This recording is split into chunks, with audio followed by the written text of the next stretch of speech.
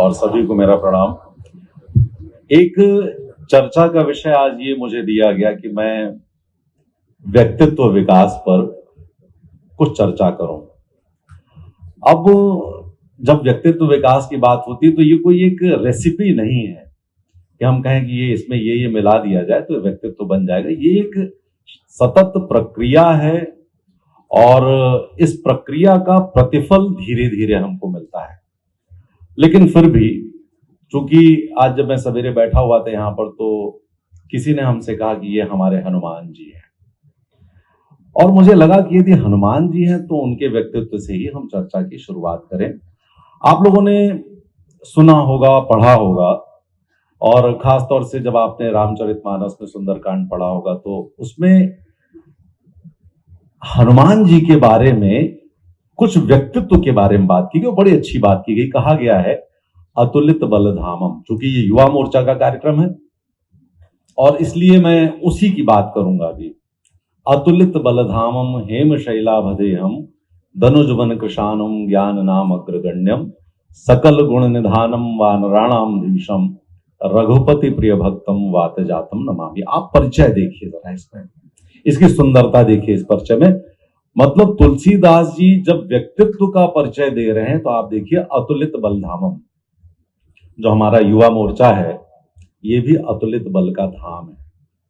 युवा है इसलिए वायु जैसा ही इसका तेज है, प्रचंड है। ये हेम शैलाभदेहम, जो शरीर है वो सोने जैसा दमक रहा है। धनुज वन कृशानुम, धनुज मतलब जो अन्यायी हैं, दुष्ट हैं, राक्षस हैं, उनको कमजोर करने वाले हैं, उनका दमन करने वाले हैं, उनको समाप्त करने वाले हैं। ज्ञान इनाम अग्रगण्यम, लेकिन ज्ञान में भी आगे हैं, ये भी हमको देखना पड़ेगा। सिर्फ शारीरिक सौष्ठव नहीं, ज्ञान भी। तो अतुलित बलधामम हेम शैलाभदेहम धनुज वन कृशानुम ज्ञान इनाम अग्रगण्यम सकल गुण निधानम। अब आप देखिए सब कुछ समा दिया इन्होंने। वानराणाम धीशम, जो अपने ग्रुप, अपना लोग हैं, उनके धीश हैं, उनको लीड कर रहे हैं, मतलब लीडरशिप क्वालिटी भी है उनमें। रघुपति प्रिय भक्तम, और जिसको अपना नेतृत्व मान लिया उसके प्रति अखंड विश्वास भी है और प्रतिबद्धता भी है। और फिर उन्होंने उनका व्यक्तिगत परिचय दिया। वात जातम, वायुपुत्र है ना वो, तो वात जातम नमामि, उनको मैं प्रणाम करता हूं। तो व्यक्तित्व विकास में जब हम बात करते हैं तो हम कुछ चीजों के बारे में आपसे चर्चा करेंगे। और मैं तो चूंकि शिक्षक हूं और इस शिक्षकत्व के कारण बहुत सारी चीजें हम आपको धीरे धीरे समझाने का प्रयास करेंगे। यदि आप लिखना चाहें तो लिख भी सकते हैं।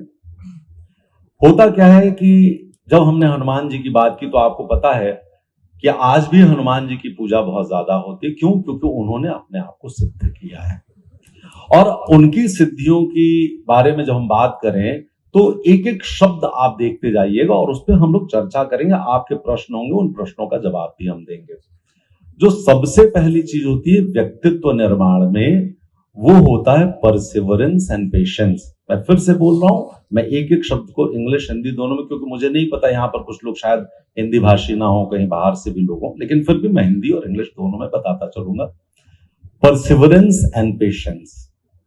परसिवरेंस का मतलब धैर्य, पेशेंस का मतलब भी धैर्य, मतलब जुट करके सतत लगे रह करके यदि हम काम करें तो वो हमारे व्यक्तित्व का निर्माण करेगा। क्योंकि जो हमारा विचार है उसी से हमारा व्यवहार बनेगा और जो हमारा व्यवहार होगा वही हमारा व्यक्तित्व निर्धारित करेगा। ये तो हमको बिल्कुल समझ में आना चाहिए। हमारा व्यवहार खराब नहीं, क्योंकि ये राजनीतिक कार्यशाला है और राजनीतिक कार्यशाला में यदि हमारा व्यवहार गड़बड़ होगा तो हम एक को नाराज करेंगे तो हमारे सैकड़ों लोग नाराज होंगे। हमको इस बात का ध्यान रखना पड़ेगा।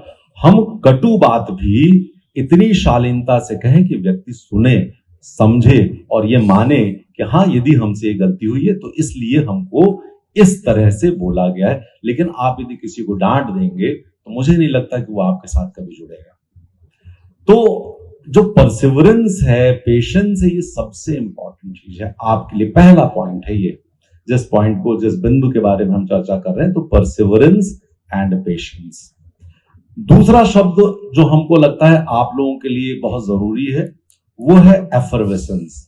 मतलब आपके अंदर एक उत्साह होना चाहिए, एफिशिएंसी होनी चाहिए, दक्षता होनी चाहिए, इफेक्टिवनेस होना चाहिए, प्रभाविता होनी चाहिए। और ये कैसे बनेगा इसके भी हम तरीके बताते हैं। आप उत्साह में तभी रह सकते हैं जब आप जो कर रहे हैं उस पर आपके अंतःकरण में विश्वास है कि आप ठीक कर रहे हैं। सिर्फ राजनीति में आना महत्वपूर्ण नहीं है। आपको यह पता है कि राजनीति में आप इसलिए आए हैं क्योंकि आप सेवा भाव से आए हैं। राजनीति में आप सेवा भाव से आएंगे तो आपको सम्मान मिलेगा, और यदि आप सम्मान के लिए राजनीति में आए हैं तो आपका सम्मान चला जाएगा। ये बात ध्यान रखिएगा। तो राजनीति में सेवा भाव बहुत जरूरी है, और जब सेवा भाव होगा तो आपके अंदर अपने आप उत्साह होगा। और उसी उत्साह की बात कर रहा हूं कि जब आप अपने उत्साही प्रवृत्ति के साथ, उत्साही प्रकृति के साथ लोगों के बीच में रहते हैं तो उनके मन पर, उनके दिलो दिमाग पर, उनके विचार पर और उनके व्यक्तित्व पर एक अमिट छाप छोड़ते हैं। और एफिशिएंसी शब्द, दक्षता शब्द और इफेक्टिवनेस, प्रभावशीलता शब्द मैंने इसलिए बोला है क्योंकि ये आपके बातचीत, आपने जो कहा है उसको किया है, जो आप करना चाह रहे हैं उसके बारे में आपने प्रभावी ढंग से बोला है, तब आप ये बात कर सकते हैं, कह सकते हैं। तो जब भी हम बात कर रहे हैं, अब आप जैसे युवा मोर्चा के लोग जाते हैं, जहां जाए वो अपनी छाप छोड़ के आए, जहां जाए वो कर्मठता के साथ काम करके आए, जहां जाए वो लोगों के बीच में ये बताए कि हम आपके लिए हैं और सिर्फ आपके लिए हैं। और आपके लिए हम इसलिए हैं क्योंकि हम राष्ट्रार्पित हैं, राष्ट्रोन्मुखी हैं और राष्ट्र की नीतियों और योजनाओं के लिए हम काम करने के लिए तत्पर हैं। और चूंकि आप इसी राष्ट्र के सम्मानीय नागरिक हैं, आप एक भाग हैं, और इसलिए हम आपके साथ खड़े हैं, आपके सारे कार्यों को हम करवाएंगे। ये है हमारा व्यक्तित्व विकास का एक चरण जो हमने 2 शब्दों में कहा। तीसरे शब्द में जब हम जाते हैं तो हम फिर ये कहते हैं कि आपको रिस्पॉन्सिबल और रिस्पॉन्सिवनेस दोनों होना चाहिए। रिस्पॉन्सिबल का मतलब होता है आप उत्तरदायी बने। उत्तरदायी का मतलब यह होता है कि आप अपने वरिष्ठों के प्रति तो उत्तरदायी होते हैं, वो जो कहते हैं आप उसको करते हैं और अच्छे से करते हैं। लेकिन कभी आपने सोचा है कि जो आम जन है, जिनके बीच में आप जाते हैं, क्या आप उनके प्रति भी उत्तरदायी हैं? यदि आप उनके प्रति उत्तरदायी हो जाते हैं तो आपके ऊपर बढ़ने की राह बहुत आसान होती है और बहुत सरलता से आप ऊपर बढ़ते हैं। अब इसके बाद एक शब्द और आता है जो मैं चाहता हूं कि आप उसको गांठ बांध करके जेब में रख लीजिएगा और जब जरूरत उसको खोल लीजिएगा और फिर उसको वैसे ही तहा करके रख लीजिएगा। ये आपके पास हमेशा होना चाहिए, ताबीज है ये आपके लिए।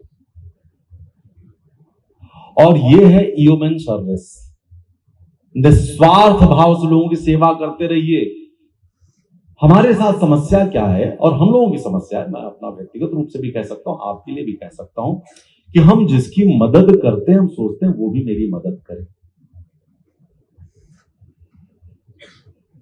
हमने अपने दोस्त को 1000 रुपए दिए तो हम सोचते हैं वो जब हमें जरूरत पड़े तो वो हमें 1000 रुपए दे। आप भूल जाइए, आप ये करके सबसे बड़ी गलती करेंगे। आप अपने ऊपर तनाव लेंगे, अपने आप को दबा देंगे।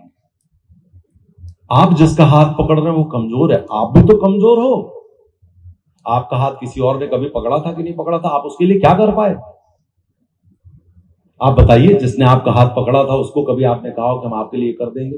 अरे भाई, वो बड़ा था इसलिए उसने पकड़ा था तुम्हारा हाथ, और उसको आप नहीं दे पाए, अगले का हाथ पकड़ के आगे उठाओ। ये ह्यूमन सर्विस।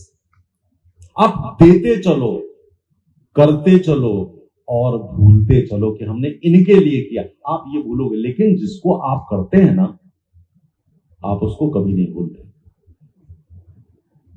जिसने आपके लिए किया है आप कभी उसको भूले क्या? व्हाट्सएप का जमाना है, फेसबुक का जमाना है, और वो ट्विटर और एक इंस्टाग्राम है उसका भी जमाना। मैं इन पे थोड़ा सा कम रहता हूं। इन पे कई सारी स्टोरीज आती रहती हैं और वो स्टोरीज आप लोगों की भी समझ में आनी चाहिए। आपसे यदि पूछा जाए कि ये बताइए कि इस बार के 5 ओलंपियन कौन थे, याद आएगा क्या? इस बार ब्यूटी कंटेस्ट में यूएस से कौन जीता, यूरोप से कौन जीता, याद रहेगा क्या? लेकिन यदि आपसे पूछा जाए कि आपको सबसे अच्छा टीचर कौन लगता है, तो आपको याद होगा। आपको ये याद होगा कि बचपन में हमारे दोस्त ने हमारी कौन सी मदद की, आपको वो दोस्त याद है। मतलब हमको वो लोग याद है जो हमारे साथ दिल से जुड़े थे। हमको बड़े बड़े लोगों के नाम याद रखने की जरूरत नहीं है, ना वो हमें याद रखेंगे ना हम उन्हें याद रखें। हम तो उन लोगों के हाथ पकड़े जिनके हम हाथ पकड़ पकड़ के, इतनी बार हाथ पकड़ के उनको हम सहायता कर दें, इतने लोगों की कर दें कि जब वसुधैव कुटुंबकम की बात आए तो आपके बारे में कहा जाए इन्होंने हमारी बहुत मदद की है। आप लोगों के दिल में, दिमाग में, मन में, मस्तिष्क में और उनके विचारों में गहरी पैठ बना ले, ये होता है ईगो मैंशन। हम क्या करते हैं, हम दूसरों की तरफ देखते हैं, इन्होंने क्या किया। हम अपनी तरफ कब देखते हैं कि हमने किसके लिए क्या किया? तो जब तक हम इस विचारधारा को नहीं लेकर के चलेंगे तब तक हमारा व्यक्तित्व विकास नहीं होगा। और एक बात और हम कह दें, व्यक्तित्व कोई एक अचार नहीं है, एक मुरब्बा नहीं है, एक कोई आर्टिकल नहीं है कि उसको हम व्यक्तित्व कह दें। हर एक व्यक्ति का व्यक्तित्व अलग है। Every individual is unique with unique personality. निष्ठा, ये निष्ठा किसके प्रति होती है? लोग हमेशा निष्ठा को व्यक्तिगत, पारिवारिक, सामाजिक, क्षेत्रीय, राज्य और राष्ट्र से जोड़ते हैं, नीचे से ऊपर चलते हैं। इसका मतलब होता है कि आप तब भी सही करें जब आपको कोई देख नहीं रहा हो। आपको कोई जब देख रहा होता है ना, तो अजीब सी बेचैनी आप में रहती है और आप वो करने की कोशिश करते हो जो आप हो ही नहीं। आप में बहुत सारे लोग होंगे जिनका विवाह हो चुका होगा, जिनका कई लोग होंगे जिनका विवाह नहीं हुआ होगा। जब विवाह के लिए कोई लड़की ट्रे में लेकर के जाती है ना, तो खटखट खटखट करता है उसका हाथ, उसको भय लगता है, क्योंकि उसको लग रहा कोई देख रहा है। हमें यही तो करना है कि जब कोई नहीं भी देख रहा हो तब भी हम सही करें। यह है हमारी इंटीग्रिटी। और हम बॉटम्स अप अप्रोच के बजाय हम टॉप डाउन अप्रोच की बात करते हैं। हम ऊपर से निष्ठा को देखें। पहले हमारी निष्ठा राष्ट्र के प्रति है, फिर राज्य के प्रति है, फिर समाज के प्रति है, फिर क्षेत्र के प्रति है, फिर परिवार के प्रति है और फिर अपने प्रति है। लेकिन दूसरे तरीके से देखें तो हमको नीचे से भी ऊपर देखना है। पहली निष्ठा हमारी अपने साथ है, हम सही हों, अपने आसपास के लोगों को सही करें। तो इसको हम बोलते हैं synthesis of top down and bottoms up approach. हम दोनों तरफ से, ऊपर से भी निष्ठा को लेकर के आए, नीचे से भी निष्ठा को ले जाएं, निष्ठा की सिनर्जी करें। सिनर्जी का मतलब भी मैं बता देता हूं। सिनर्जी का मतलब होता है 1 और 1 11 जब हो जाए तो सिनर्जी है।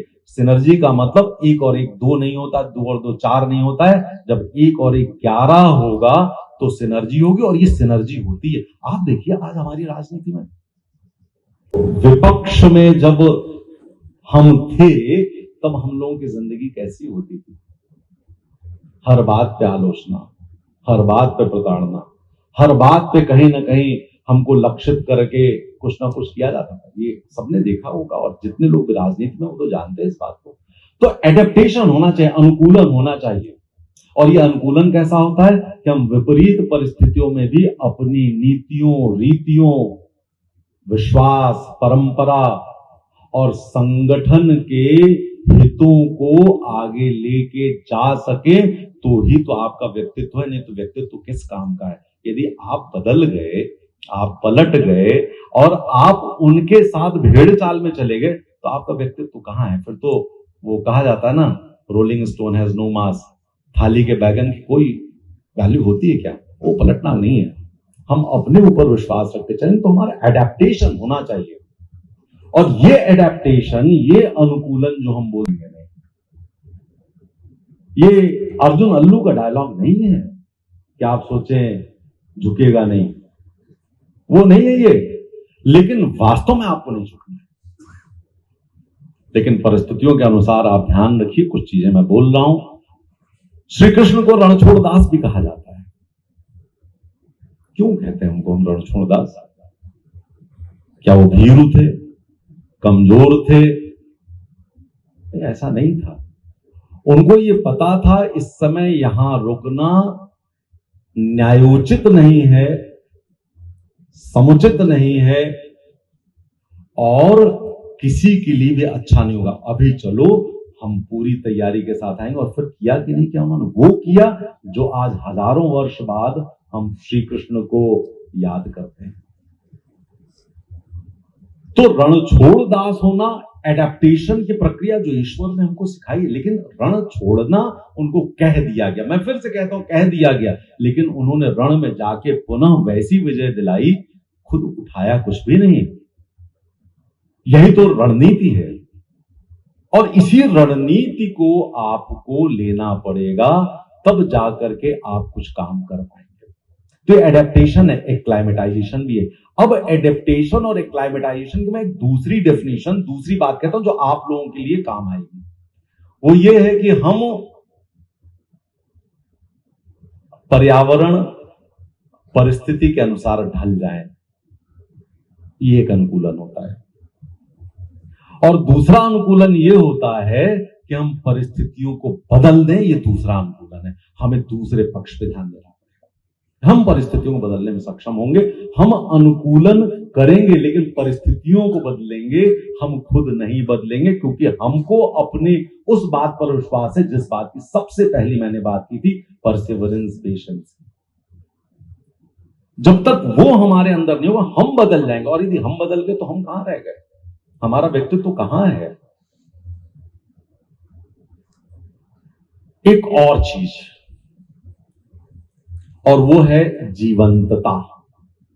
हंसते रहिए।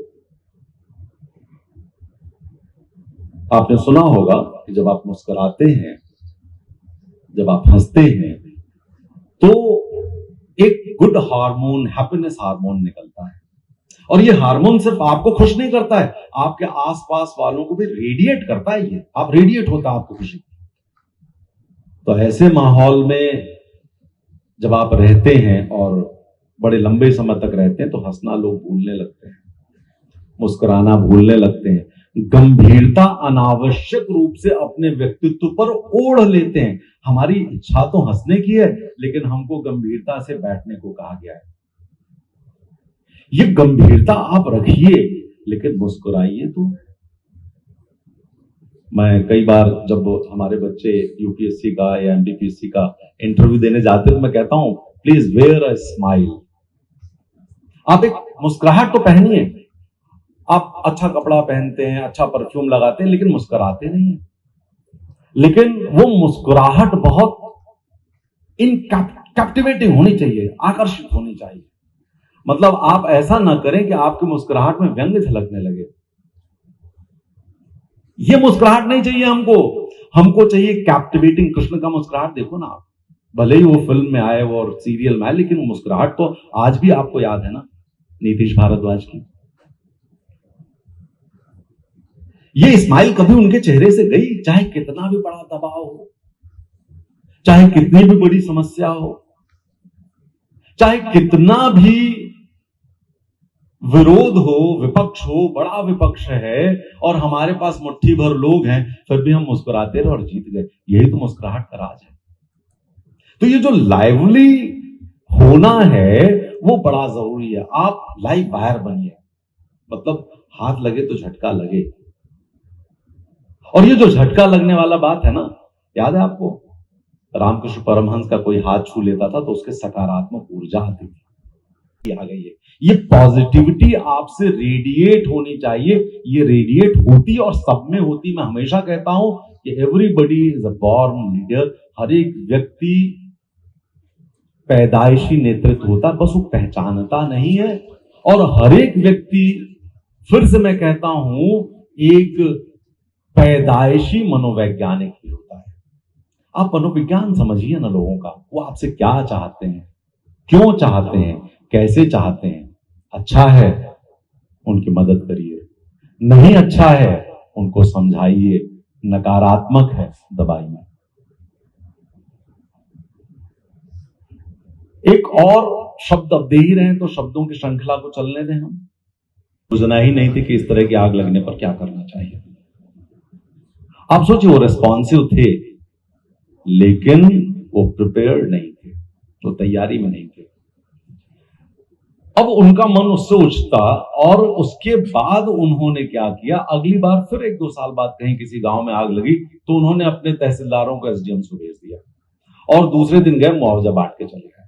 और फिर अखबार में निकला कि कलेक्टर जो है वो बड़े संवेदनशील हैं और उन्होंने बड़ा अच्छा काम किया। हमने उनसे कहा ये आपने गलत किया, क्योंकि बहुत सारे कलेक्टर भी हमारे बच्चे हैं, बहुत सारे एसपी भी बच्चे हैं, डीआईजी बच्चे हैं मेरे, तो मैं उनको समझता हूं। वो जब हमको बताते हैं तो मैं उनको फिर बताता हूं कि भाई ऐसे नहीं करना चाहिए था, आप अपनी आलोचना से डर करके भाग आए, लेकिन नुकसान तो अपनी जनता का हुआ ना, किसी और का तो नहीं हुआ। और जनता कौन है? हम हैं, आप हैं, हम ही सब लोग जनता ही तो हैं। आज आप यहां पर बैठे हुए हैं, कल आप शीर्ष नेतृत्व को संभालेंगे और हो सकता है कहीं वैश्विक मंच पर भी आप दस्तक दें। कोई बड़ी बात नहीं है। वो कहा जाता है, एक बहुत पुरानी कहावत है, नृपस्य चित्तम कृपणस्य वित्तम त्रिया चरित्रम पुरुषस्य भाग्यम देवो न जानति कुतो मनुष्य। तो आप तो कहां जाएंगे ये किसी को पता थोड़ी नहीं, ईश्वर ने भाग्य आपका लिखा हुआ है, लेकिन आपके भाग्य का निर्धारण आपके स्वयं के कार्य करेंगे। इस बात को भी व्यक्तित्व में ध्यान में रखेंगे। आप बातें याद रह जाएं। बहुत लोग विलक्षण प्रतिभा के धनी होते हैं, जो लोग सब कुछ याद रख सकते हैं, लेकिन मैं चाहता हूं कि जैसे कुछ रिकॉर्डिंग्स भी हो रही हैं, वो रिकॉर्डिंग भी आप लोगों के पास मिल जाएंगी। बहुत सारे और गणमान्य लोग बैठे हुए, सब लोग बोलेंगे, और जब वो बोलेंगे तो आपको पता लगेगा कि उन्होंने कितनी सारगर्भित बातें कही हैं, और उन बातों को हमको अपने जीवन में उतार लें। तो संगठन के प्रति, फिर से मैं कह रहा हूं, संगठन के प्रति बिना किसी शंका, संदेह, कुशंका या एप्रीहेंशन के आपको समर्पित होना पड़ेगा। यदि ये समर्पण नहीं है तो आप व्यक्तिगत कार्य कर रहे हैं लेकिन सामूहिक सामाजिक कार्य नहीं कर पा रहे हैं। और व्यक्तिगत कार्य हो सकता है, जो मैं मानता हूं, हो सकता है कि वो कुछ सफलताएं आपको दिला दे, लेकिन वो दूरगामी नहीं होंगी, भविष्य में बहुत फायदा नहीं देंगे और बहुत ऊपर तक पहुंचने भी नहीं देंगे। तो संगठन पर आपका अटूट विश्वास भी आपके व्यक्तित्व का आधार होता है। इस बात को हमें समझना पड़ेगा। इसी तरीके से जब हम कहते हैं व्यवस्थित होना, तो व्यवस्थित तो हमें होना ही पड़ेगा ना। हम सुबह उठते हैं, आज जब मैं यहां आया, सुबह ट्रेन से उतरा था मैं जबलपुर, और वहां से मुझे 2 बच्चे लेकर के आए, युवा मोर्चा के ही कर्मठ लोग हैं, और यहां पर आते समय रास्ते में उनसे बात करता रहा। और बहुत कर्मठ है, बहुत कर्मठ है, और बहुत ज्यादा संवेदनशील भी, और आगे की उनकी नजर भी है, उनके विचार भी हैं। तो जब ये 20, 22, 25 साल के बच्चे इस तरह का विचार रखते हैं तो मुझे लगता है कि हमारा जो संगठन है वो सक्षम भी है, संपूर्ण भी है, संवेदनशील भी है, और इनको आगे बढ़ाने के लिए प्रतिबद्धता भी रखता है। सबसे बड़ी बात यह है कि हमारे संगठन की विशेषता यह है कि यहां पर कोई किसी के पैर नहीं खींचता, आगे बढ़ाने का प्रयास करता है। इसी आगे बढ़ाने के प्रयास को, मैंने कहा ना, ऑर्गेनाइज्ड होना, व्यवस्थित होना, ये हम अपने लिए भी करते हैं, संगठन के लिए भी करते हैं, समाज के लिए भी करते हैं, राष्ट्र के लिए भी करते हैं। इस बात को हमें ध्यान रखना पड़ेगा। हमारी व्यवस्थित होने का मतलब क्या है? व्यवस्थित होने का मतलब ये होता है कि हम अपने काम को समझें, किस काम के लिए हैं हम। आपको आज ये दायित्व मिला है, कल कोई दूसरा दायित्व होगा। दोनों बच्चे लॉ कर रहे हैं, मुझे लग रहा है कि लॉ करने वालों के लिए बहुत सारा काम पड़ा हुआ है। तो हम अपने काम को समझें, हम उसकी निटी ग्रिटीज, इंटीग्रेट जो मटेरियल होता है, बहुत छोटी छोटी बारीक सी चीजें जिसको हम बोलते हैं सूक्ष्म तत्वों की समझ हमको होगी तो हम बेहतर ढंग से काम कर पाएंगे। कोई भी आके आपको सिर्फ ये नहीं समझ जाएगा कि आपको हम कुछ भी बोल देंगे और आप मान जाएंगे, उसको ये होता है नहीं। और जब नहीं होता है तो जब तक आपका सूक्ष्म विवेचन नहीं होगा तब तक आप व्यवस्थित नहीं होंगे, आप अच्छे से काम नहीं कर पाएंगे, और समाज में और संगठन में भी आपकी प्रतिष्ठा बहुत ज्यादा नहीं होगी। उस प्रतिष्ठित होने के लिए जरूरी है कि आप संगठन के प्रति पूर्णतया संकल्पित हो, समर्पित हो और अपने कार्यों के प्रति पूरी तरह से व्यवस्थित हो। ये जरूरी है। एक और चीज, मैं वक्त थोड़ा सा 2 मिनट और लूंगा। दीदी मैं आपसे परमिशन मांग रहा हूं क्योंकि मुझे थोड़ा सा 11:30 तक का समय, ठीक है 11:30 तक का ले लेते हैं। बहुत धन्यवाद आपका। एक और शब्द है और वो है ट्रांसपेरेंसी, पारदर्शिता। आप जरा बताइए, हम अपनी बात को छुपा लेते हैं। क्यों छुपा रहे हैं भाई हम? क्योंकि हमको लगता है हमसे गलती हो रही है। गलती मान लीजिए और आगे बढ़ चलिए, क्योंकि गलती माफ करने वाले हजारों लोग हैं आपके लिए। ऐसी कोई गलती मत करिए जिसके बारे में आपको खुद शर्मिंदगी हो। गलतियां होती हैं, ऐसा कोई व्यक्ति यहां पर इतने लोगों में मिला करके मुझे ऐसा कोई व्यक्ति नहीं होगा जिससे अपने जीवन में कोई छोटी बड़ी गलती नहीं हुई हो। एक भी व्यक्ति इसमें से ये हाथ नहीं उठा पाएगा कि हमारे पास कोई ऐसी चीज नहीं जिसको मैं छुपाता हूं। एक भी व्यक्ति इतने बड़े मंच में, इतने बड़े सभागार में एक भी व्यक्ति नहीं होगा जो ये कहे नहीं साहब हमारे पास कोई ऐसी चीज नहीं जो छुपाने लायक नहीं। हर एक व्यक्ति के पास वो गलतियां हैं। लेकिन जिस दिन आप उन गलतियों को अपने वरिष्ठों के साथ, अपने समकक्षों के साथ शेयर कर लेंगे, आपके मन से बोझ उतर जाएगा। कुंटलों बोझ जो रहता है ना सर पर हमारे, वो उतर जाएगा। वो पारदर्शिता चाहिए आपके कार्य में भी, आपकी कार्यशैली में भी, आपके व्यक्तित्व में भी और आपकी विचारधारा में भी वो पारदर्शिता हमें चाहिए।